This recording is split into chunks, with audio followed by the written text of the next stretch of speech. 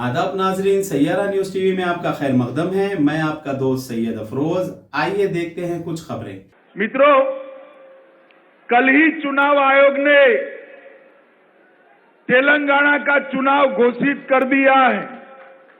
मुझे बताओ, आप लोग केसीआर की सरकार को फिर से लाना चाहते हो क्या?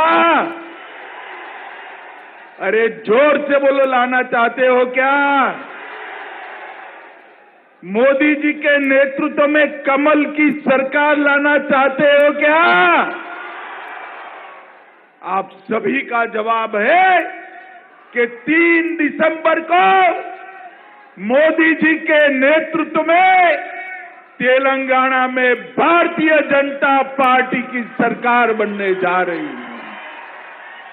और मैं आपको वादा कर जाता हूं, अभी मोदी जी ने हैदराबाद में तेलंगाना विमोचन दिन पर झंडा फहराने का चालू किया है।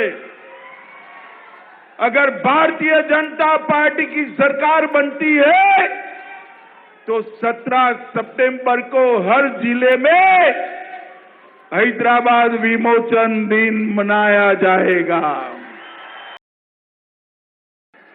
भाइयों और बहनों, ये केसीआर की जो सरकार है 10 साल तक चली।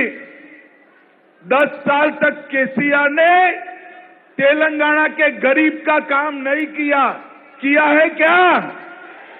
जोर से बोलो, किया है क्या? किसान का काम नहीं किया। किया है क्या? दलित का भी नहीं किया और आदिवासी का भी नहीं किया।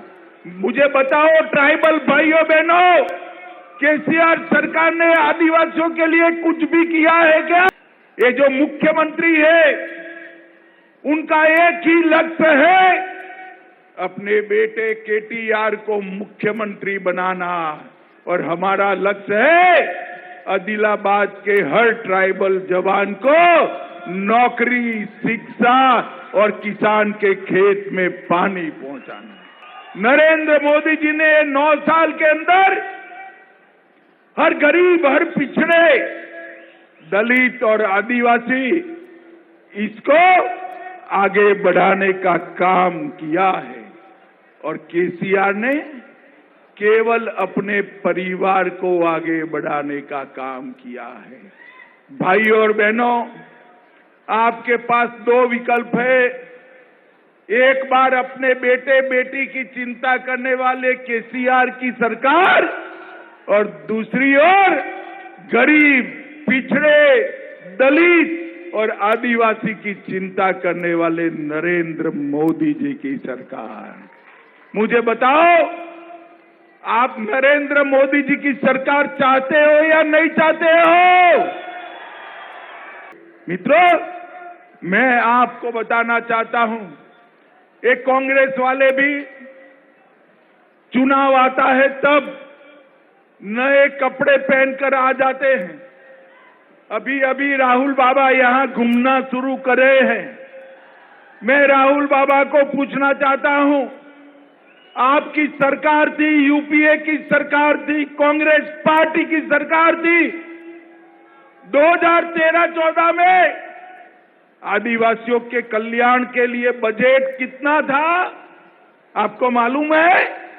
मैं बताता हूं, सुनिएगा ध्यान से। 2013-14 में आदिवासियों के कल्याण के लिए सिर्फ 24,000 करोड़ का बजट था। कितना था भाई, बोलो जोर से। और मोदी जी ने 2023-24 आते आते आदिवासी कल्याण के लिए 24,000 करोड़ से बढ़ाकर 1,24,000 करोड़ रुपया करने का काम किया।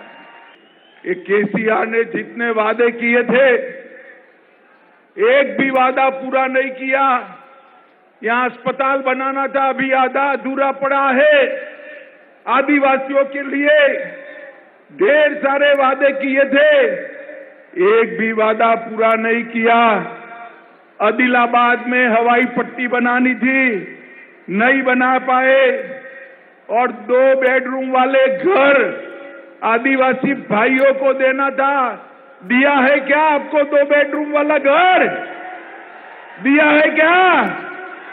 ये केसीआर कभी भी गरीबों का काम नहीं करते हैं, केवल और केवल अपने बेटे बेटियों का काम करने का काम एक केसीआर सरकार।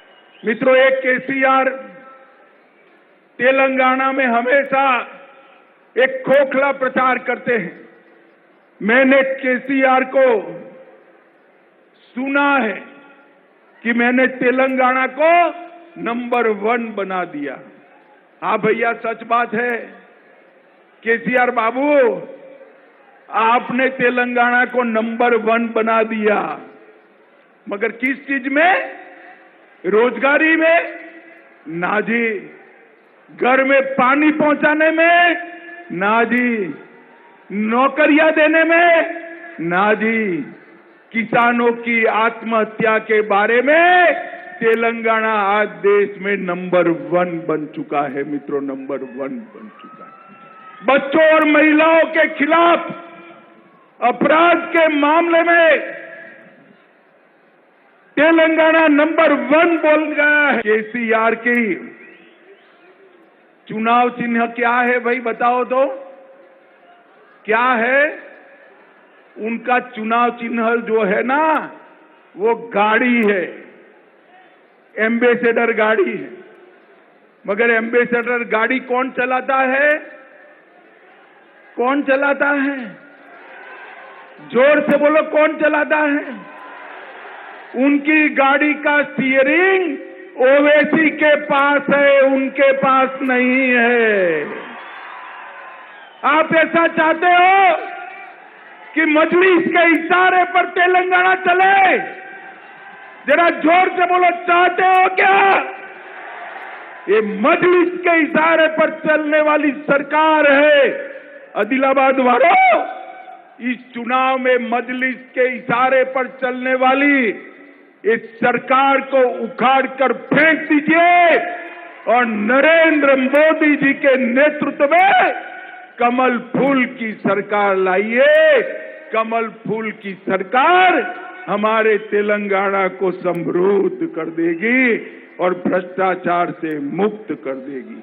तो जैसा कि आपने देखा नाजरीन, क्या हो रहा है देश और दुनिया में। इसी तरह के लेटेस्ट न्यूज़ देखने के लिए हमारे चैनल को लाइक करिए, शेयर करिए, सब्सक्राइब करिए और हमें दीजिए इजाज़त।